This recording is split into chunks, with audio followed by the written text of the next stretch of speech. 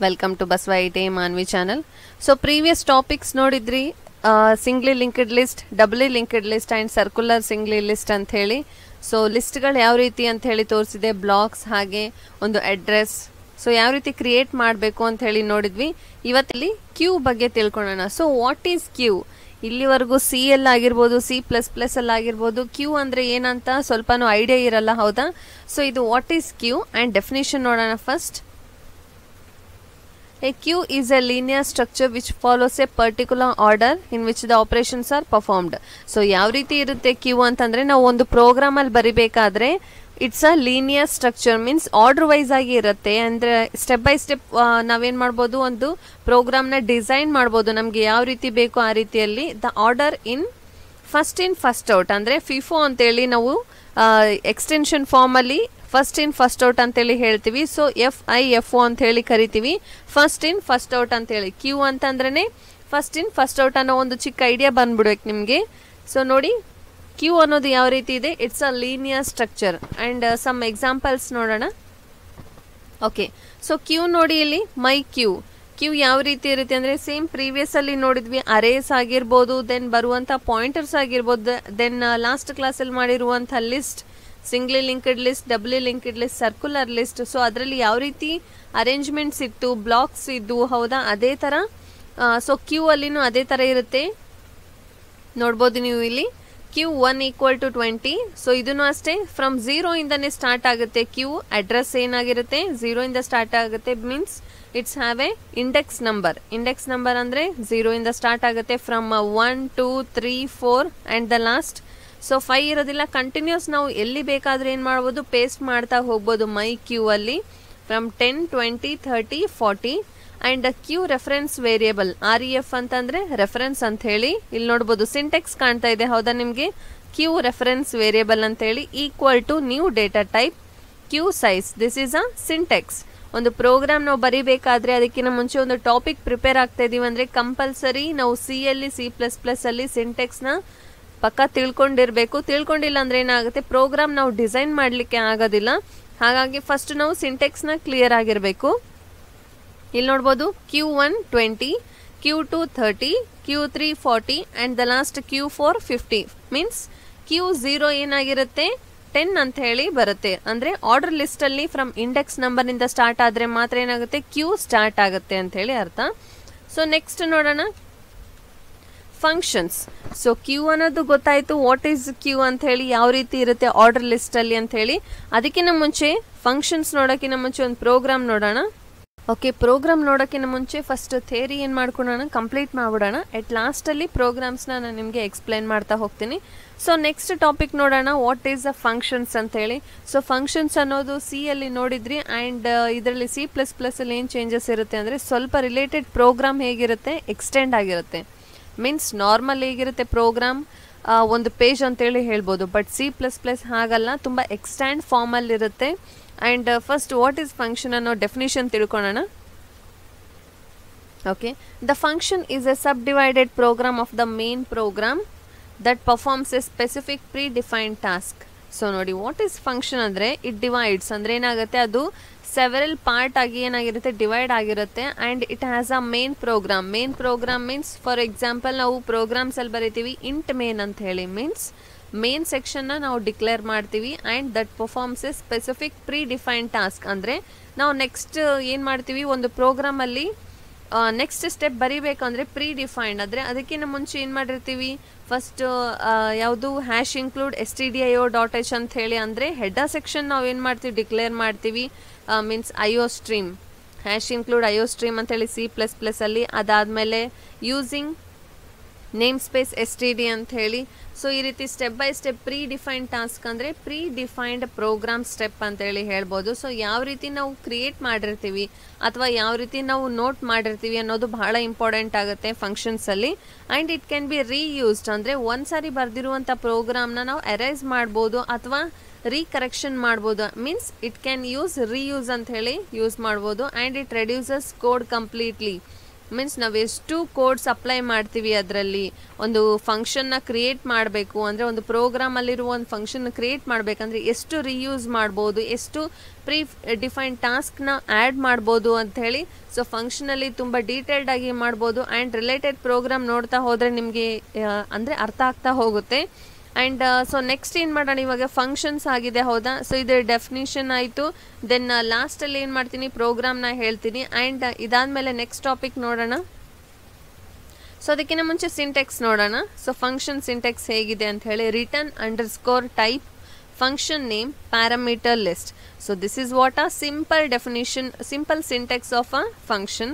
ಈಗ ಯಾವ ರೀತಿ ಇದೆ ನೋಡಿ, ರಿಟರ್ನ್ ಅಂಡರ್ಸ್ಕೋರ್ ಟೈಪ್ ಫಂಕ್ಷನ್ ಅಂದರೆ ಇದು ಒಂದು ಪ್ರೋಗ್ರಾಮ್ ಫಾರ್ಮೇಟ್. ಇದು ನಾವು ಫಂಕ್ಷನ್ಸಲ್ಲಿ ಯಾವ ರೀತಿ ಏನೇನು ಡಿಕ್ಲೇರ್ ಮಾಡ್ತೀವೋ ಅದ್ರ ಜೊತೆಗೆ ಅದ್ರ ಏನು ಮಾಡ್ಬೋದು, ಫಂಕ್ಷನ್ಸ್ನ ಸಿಂಟೆಕ್ಸ್ ಆ್ಯಡ್ ಮಾಡಿಬಿಟ್ಟು ಒಂದು ಪ್ರೋಗ್ರಾಮ್ನ ಡಿಸೈನ್ ಮಾಡ್ಬೋದು ಅಂಥೇಳಿ ಸೊ ಇವರು ಇಲ್ಲಿ ಹೇಳ್ತಿದ್ದಾರೆ. ಸೊ ನೆಕ್ಸ್ಟ್ ನೋಡೋಣ, reference. So what is reference ಅಂತ ಹೇಳಿ ತಿಳ್ಕೊಳ್ಳೋಣ. Reference variable is an alternate name to the original variable. So what is reference ಅಂದರೆ ಏನು ಮಾಡ್ತೀವಿ, ರೆಫರ್ ಮಾಡ್ತೀವಿ ಒಂದಕ್ಕೊಂದು ಟಾಪಿಕ್ಸ್ಗೆ ಅಥವಾ ಒಂದಕ್ಕೊಂದು ಪ್ರೋಗ್ರಾಮ್ಸ್ಗೆ. ಏನು ಮಾಡ್ತೀವಿ ನಾವು, ಆ ಪ್ರೋಗ್ರಾಮಲ್ಲಿರೋ ಈ ಪ್ರೋಗ್ರಾಮಲ್ಲಿರೋ ಕೋಡ್ ಎಷ್ಟಿರ್ಬೋದು, ಆ್ಯಂಡ್ ಸೈಜ್ ಎಷ್ಟಿರ್ಬೋದು, ಬಿಟ್ ಸೈಜ್ ಎಷ್ಟಿರ್ಬೋದು, ಆ್ಯಂಡ್ ಬೈಟ್ ಸೈಜ್ ಎಷ್ಟಿರ್ಬೋದು ಅಂಥೇಳಿ ಜಸ್ಟ್ ರೆಫರ್ ಮಾಡ್ತೀವಿ ನಾವು. ಯಾವ ರೀತಿ ಅಂದರೆ, ಒಂದು ಪ್ರೋಗ್ರಾಮ್ ಫಾರ್ಮೇಟ್ ಒಂದು ಫುಲ್ ಸೈಜ್ ಆಗಬೇಕು ಒಂದು ಪ್ರೋಗ್ರಾಮ್ ಅಂತಂದರೆ ಅಲ್ಲಿ ನಾವು ಲಿಮಿಟೆಡ್ ಏನು ಮಾಡ್ತೀವಿ, ಬೈಟ್ಸ್ನ ಆ್ಯಡ್ ಮಾಡ್ತಾ ಹೋಗ್ತೀವಿ. And it has a alternate name ಅಂದರೆ ಕೊಟ್ಟಿರುವಂಥ ನೇಮ್ಸ್ ಹೇಗಿರುತ್ತೆ, ಆಲ್ಟರ್ನೇಟ್ ಆಗಿರುತ್ತೆ. And it has a original variables. So variables ಅಂದರೆ ಯಾವ ಬರ್ತವೆ ಹೇಳಿ, ಇಂಟ್, ಫ್ಲೋಟ್, ಡಬಲ್, ಕ್ಯಾರ್. ಹೌದಾ, ಕ್ಯಾರ್ ಅಂತಂದರೆ character, integer, float and double. ಈ ರೀತಿಯಾದಂಥ ವೇರಿಯೇಬಲ್ಸ್ ನಾವೇನು ಮಾಡ್ಬೋದು, ರೆಫರೆನ್ಸ್ ವ್ಯಾಲ್ಯೂಸಲ್ಲಿ ಆ್ಯಡ್ ಮಾಡ್ತಾ ಹೋದರೆ ಏನಾಗುತ್ತೆ, ಸೊ ರೆಫರೆನ್ಸ್ ಆಗಿ ಒಂದು ಪ್ರೋಗ್ರಾಮ್ ನೀಟಾಗಿ ಡಿಸೈನ್ ಆಗುತ್ತೆ ಅಂತೇಳಿ ಹೇಳ್ಬೋದು. ಜಸ್ಟ್ ಫಾರ್ ಎಕ್ಸಾಂಪಲ್ ನೋಡೋಣ, ಇಂಟ್ ಹೆಲೋ. ನಾನು ಹೇಳ್ದಾಗೆ ನೋಡಿ, ವೇರಿಯೇಬಲ್ಸ್ನ ನಾವು ಡಿಕ್ಲೇರ್ ಮಾಡ್ತೀವಿ ಹೌದಾ, ಅದೇ ಥರ ಇಂಟ್ ಹೆಲೋ ಈಕ್ವಲ್ ಟು 1 ಅಂತ ಹೇಳಿ ಫಸ್ಟ್ ಡಿಫೈನ್ ಮಾಡಿದ್ವಿ ನಾವು. And int asterisk P T R. Okay, so P T R ಅಂತಂದರೆ ನೋಡಿ, int P T R and int ampersand word equal to hello. ಈ ರೀತಿಯಾಗಿ ಇನ್ಪುಟ್ ಮಾಡ್ತಾ ಇದ್ದೀವಿ. ಜಸ್ಟ್ ನಾವೇನು ಮಾಡ್ತೀವಿ, ಇನ್ಪುಟ್ ಕೊಡ್ತಾ ಇದ್ದೀವಿ. ಆ್ಯಂಡ್ ನೋಡ್ಬೋದು ನೀವು ರೆಫರೆನ್ಸಲ್ಲಿ ಯಾವ್ಯಾವ ರೀತಿ ಜಸ್ಟ್ ಎಕ್ಸಾಂಪಲ್ಸ್ ಕೊಟ್ಟಿದ್ದಾರೆ, ನಿಮಗೆ ಜಸ್ಟ್ ಐಡೆಂಟಿಫೈ ಆಗಲಿ ಅಂತ ಹೇಳಿ. ಅಂದರೆ int hello equal to 1, int asterisk P T R, int ampersand word equal to hello ಅಂತ ಹೇಳಿ ರೆಫರೆನ್ಸ್ ವ್ಯಾಲ್ಯೂಸ್ ಯಾವ ರೀತಿ ಕೊಡ್ಬೋದು ಅನ್ನೋ ಚಿಕ್ಕ ಎಕ್ಸಾಂಪಲ್ ಕೊಟ್ಟಿದ್ದಾರೆ.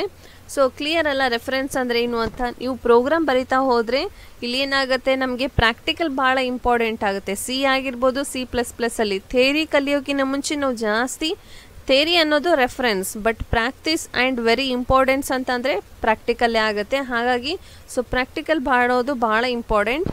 ಸೊ ನೆಕ್ಸ್ಟ್ ಟಾಪಿಕ್ ನೋಡೋಣ, ಟೈಪ್ಸ್ ಆಫ್ ಅಪ್ಲಿಕೇಶನ್ಸ್. ಸೊ ಪ್ರೋಗ್ರಾಮಲ್ಲಿ ಬರುವಂಥ ಅಪ್ಲಿಕೇಶನ್ಸ್ ಯಾವ ಟೈಪ್ಸ್ ಇವೆ, ಎಷ್ಟು ಟೈಪ್ಸ್ ಇವೆ ಅಂತ ಹೇಳಿ ನೋಡೋಣ. There are 2 ways in which we can access reference variable, call by value, call by reference. ಇದು ಕೇಳಿರ್ತೀರಿ, call by value and call by reference ಅಂತೇಳಿ ಸಿಯಲ್ಲೇ ಕೇಳಿರ್ತೀರಿ ಹೌದಾ. ಸೊ ಅದೇ ಥರ ಪ್ರೋಗ್ರಾಮ್ ಇರುತ್ತೆ ಆ್ಯಂಡ್ ಸ್ವಲ್ಪ ಎಕ್ಸ್ಟೆಂಡ್ ಆಗಿರುತ್ತೆ ಅಷ್ಟೇ, ಅದು ಬಿಟ್ಟರೆ ಜಾಸ್ತಿ ಏನಿರೋದಿಲ್ಲ ಇದರಲ್ಲಿ. So can access reference variable ಅಂತ ಹೇಳಿ ಅದರಲ್ಲಿ call by value, call by reference. So ಇವತ್ತಿನ ಕ್ಲಾಸಲ್ಲಿ ನೋಡಿದ್ರಲ್ಲ ಏನೇನಂತ ಹೇಳಿ. ಸೊ ಫಂಕ್ಷನ್ಸ್ ಆಗಿರ್ಬೋದು, ಕ್ಯೂ ಆಗಿರ್ಬೋದು, and reference and applications, type of applications, ಇವಿಷ್ಟು ಟಾಪಿಕ್ಸ್ನ ನಾನು ಇವತ್ತಿನ ಕ್ಲಾಸಲ್ಲಿ ಎಕ್ಸ್ಪ್ಲೇನ್ ಮಾಡಿದ್ದೀನಿ. ಆ್ಯಂಡ್ ಇನ್ನೊಂದಿಷ್ಟು ಟಾಪಿಕ್ಸ್ನ ನೋಡೋಣ. ರಿಲೇಟೆಡ್ ಒಂದು ಪ್ರೋಗ್ರಾಮ್ ನೋಡೋಣ ಯಾವ ರೀತಿ ಇದೆ ಅಂತ ಹೇಳಿ. ಸೊ ಸ್ಟಾರ್ಟಿಂಗಲ್ಲಿ ಹ್ಯಾಶ್ ಇನ್ಕ್ಲೂಡ್ ಐಒ ಸ್ಟ್ರೀಮ್ ಅಂತ ಹೇಳಿ ತಗೋತೀವಿ. Hash include IO stream, close, enter. Then using name space, ಇದು program format of C++. So name space std semicolon, enter. So next sum ಅಂತ ಹೇಳಿ ತಗೊತಾ ಇದ್ದೀನಿ. ಯಾವ ರೀತಿ ಪ್ರೋಗ್ರಾಮ್ ಬರುತ್ತೆ ಅಂತ ಹೇಳಿ ಗೊತ್ತಾಗುತ್ತೆ ನಿಮಗೆ.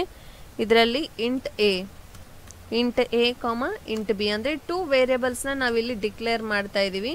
So close semicolon, then enter, open flower bracket. Then ಇದರಲ್ಲಿ ಒಂದು ಟ್ಯಾಬ್ ಕೊಟ್ಟು int add equal to a plus b, int add equal to a plus b ಅಂತ ಕೊಡ್ತಾ ಇದ್ದೀವಿ. ಮೀನ್ಸ್ ನಾವಿಲ್ಲಿ ಅಡಿಷನ್ ಮಾಡ್ತಾ ಇದ್ದೀವಿ. ಏನು ಯೂಸ್ ಮಾಡ್ತಾ ಫಂಕ್ಷನ್ಸ್ನ ಯೂಸ್ ಮಾಡ್ತಾ ಒಂದು ಅಡಿಷನ್ನ ಕ್ರಿಯೇಟ್ ಮಾಡ್ತಾ ಇದ್ದೀವಿ. ಇವಾಗ ಏನು ಮಾಡೋಣ, ರಿಟರ್ನ್ ಆ್ಯಡ್ ಅಂತಂದರೆ ಕೊಟ್ಟಿರುವಂಥ ವ್ಯಾಲ್ಯೂಸ್ನ ಆ್ಯಡ್ ಮಾಡಬೇಕು ಅಂತೇಳಿ ಅರ್ಥ. ಇವಾಗ ಫ್ಲಾ ಬ್ರ್ಯಾಕೆಟ್ನ ಕ್ಲೋಸ್ ಮಾಡ್ತಾ ಇದ್ದೀನಿ. ಆ್ಯಂಡ್ ನಾವು ಇಂಟ್ ಮೇನ್ ಅಂದರೆ ಮೇನ್ ಸೆಕ್ಷನ್ನ ನಾನಿಲ್ಲಿ ಡಿಕ್ಲೇರ್ ಮಾಡ್ತಾ ಇದ್ದೀನಿ. Int main open close common bracket enter open flower bracket enter tab. ನಾವು ಕೌಂಟ್ ಅಂತಂದರೆ ಏನಾಗುತ್ತೆ ಇಲ್ಲಿ, ಸೊ ಕೊಟ್ಟಿರುವಂಥ ವ್ಯಾಲ್ಯೂಸ್ ಕೌಂಟ್ ಆಗಿ ನಮಗೆ ರಿಸಲ್ಟ್ ಬರಬೇಕು. ಸೊ ಅದೇ ಥರ ಫಾರ್ಮೆಟ್ ಹಾಕೋಣ. ಕೌಂಟ್ ಅಂದರೆ COUT ಅಂತ ಹೇಳಿ ಕೊಡಬೇಕು. Then some open flower bracket 25, 50 ಅಂದರೆ 2 ಪ್ಯಾರಾಮೀಟರ್ಸ್ನ ಕೊಟ್ಟಿದ್ದೀವಿ. PTR ಅಂತಂದರೆ ಪ್ಯಾರಾಮೀಟರ್ಸ್ ಅಂತೇಳಿ ಅರ್ಥ. ಸೊ ಎಂಟರ್ 2 ವ್ಯಾಲ್ಯೂಸ್ನ ನಾವಿಲ್ಲಿ ಡಿಸ್ಪ್ಲೇ ಮಾಡಿದ್ದೀವಿ. And return 0 semicolon enter.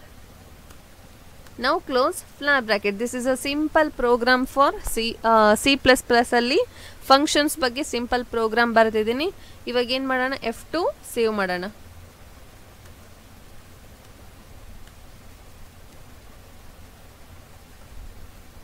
Functions ಅಂತ ಸೇವ್ ಮಾಡ್ತಾ ಇದ್ದೀನಿ. Control F9. ಸೊ ಕಂಟ್ರೋಲ್ F9 ಮಾಡೋಣ. ಸಮ್ ವಾಟ್ ಎರರ್ಸ್ ಅಂತ ಹೇಳಿ ಬರ್ತಾ ಇದೆ. ಅನೇಬಲ್ ಟು ಓಪನ್ ಇನ್ಕ್ಲೂಡ್ ಅಂತ ಹೇಳಿ, ಇನ್ಕ್ಲೂಡ್ ಫೈಲ್ IOStream. ಸೊ ನಾವಿಲ್ಲಿ ಏನು ಮಾಡ್ತಾ ಇದ್ದೀವಿ, ನಾನು ಪ್ರೀವಿಯಸ್ ಫಸ್ಟ್ ಕ್ಲಾಸಲ್ಲಿ ತೋರಿಸಿದ್ದೆ ನಿಮಗೆ, ಫಸ್ಟ್ ಸೆಕೆಂಡ್ ಕ್ಲಾಸಲ್ಲಿ C++ನ ನಾವು ದೇವ್ C++ ಅಂತೇಳಿ ಆ ಆ್ಯಪಲ್ಲಿ ಯೂಸ್ ಮಾಡ್ತಿದ್ವಿ. ಸೊ ಸಿಯಲ್ಲಿ ಏನಾಗುತ್ತೆ, ಸ್ವಲ್ಪ ಕ್ಲಿಯರ್ ಆಗಿ ನಮಗೆ ಔಟ್ಪುಟ್ ಬರೋದಿಲ್ಲ. ಬಟ್ ನಾನೇನು ಹೇಳ್ತೀನಿ ನೋಡಿ, ಇಲ್ಲಿ ಇದೇನು ಮಾಡೋಣ, ಆಸ್ಟ್ರಿಕ್ ಎಂಟರ್. ಇಲ್ಲಿ ಏನು ಮಾಡೋಣ, ಹ್ಯಾಶ್ ಇನ್ಕ್ಲೂಡ್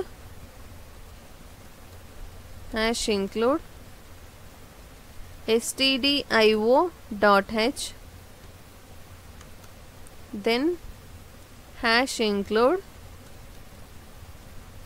conio.h. ಸೊ ಇಲ್ಲಿ ಹೆಡರ್ ಫೈಲ್ಸ್ನ ಡಿಕ್ಲೇರ್ ಮಾಡಿ ನೋಡೋಣ ಯಾವ ರೀತಿ ಬರುತ್ತೆ ಅಂತ ಹೇಳಿ. F2 S, control F9. ಸೊ control F9 hash include IOStream. ಸೊ ಇಲ್ಲಿ ಏನಾಗುತ್ತೆ, IOStream ವ್ಯಾಲ್ಯೂಸ್ನ ನಮಗಿಲ್ಲಿ ಡಿಸ್ಪ್ಲೇ ಆಗ್ತಾ ಇಲ್ಲ. ಹಾಗಾಗಿ ದೇವ್ ಅನ್ನೋ ಆ್ಯಪಲ್ಲಿ, ದೇವ್ C++ ಅನ್ನೋ ಆ್ಯಪಲ್ಲಿ ಎಕ್ಸಿಕ್ಯೂಟ್ ಮಾಡಿದರೆ ಮಾತ್ರ ಎಕ್ಸಿಕ್ಯೂಷನ್ ಆಗುತ್ತೆ. ಆ್ಯಂಡ್ ಇದರಲ್ಲಿ stdio.h, conio.h ಇದೆಲ್ಲ ನೆಸೆಸರಿ ಇಲ್ಲ, ಓನ್ಲಿ IOStream. ಜಸ್ಟ್ ಎಕ್ಸ್ಪ್ಲೇನ್ ಮಾಡ್ತೀನಿ ನೋಡಿ. ಹ್ಯಾಶ್ ಇನ್ಕ್ಲೂಡ್ IOStream ಆಗಿರ್ಬೋದು.